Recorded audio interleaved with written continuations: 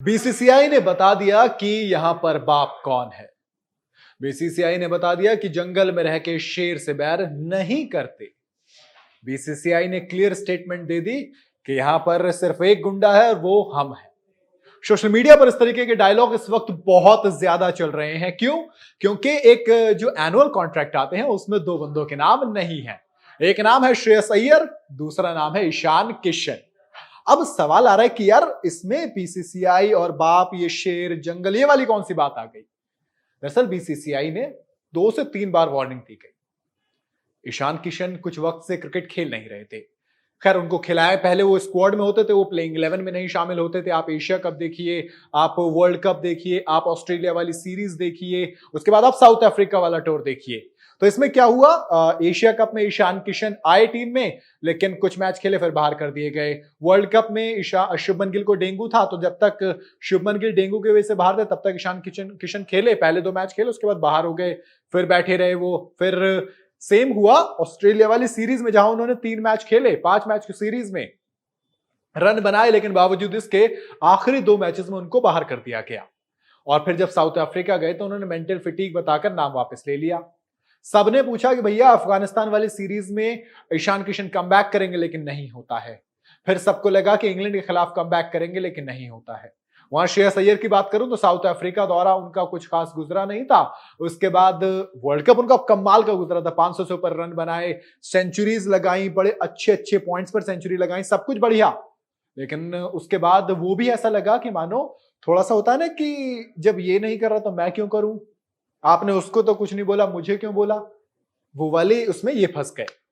हुआ क्या है, उसके बाद राहुल द्रविड़ ने आके सामने से बोला कि भाई ईशान किशन को, इसके बारे में जो सवाल पूछा गया कि ईशान किशन डोमेस्टिक खेलें, उसके बाद वो आ जाएंगे अगर परफॉर्म करेंगे तो।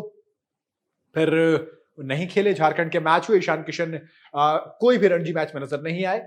फिर दोबारा जब रणजी का मैच होता है, फिर दोबारा टेस्ट मैच की जब प्रेस कॉन्फ्रेंस होती है, फिर दोबारा राहुल द्रविड़ बैठते हैं, फिर दोबारा सवाल पूछा जाता है।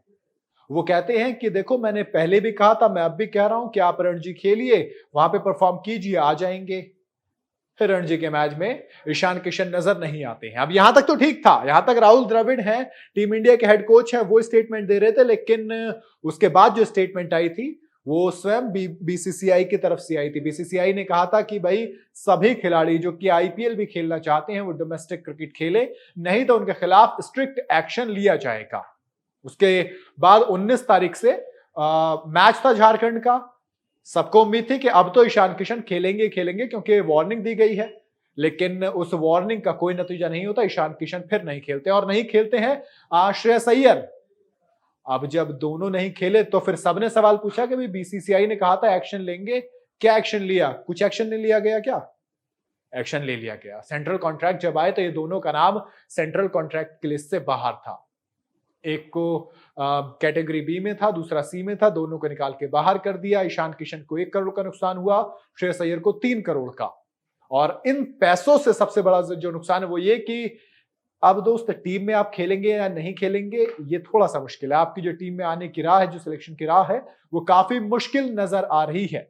तो ऐसे में दिक्कत है। आपको क्या लगता है, क्या बीसीसीआई ने सबक सिखाने के लिए श्रेयस अय्यर और ईशान किशन के साथ ये चीज की है, या फिर ये डिजर्व करते थे ऐसा?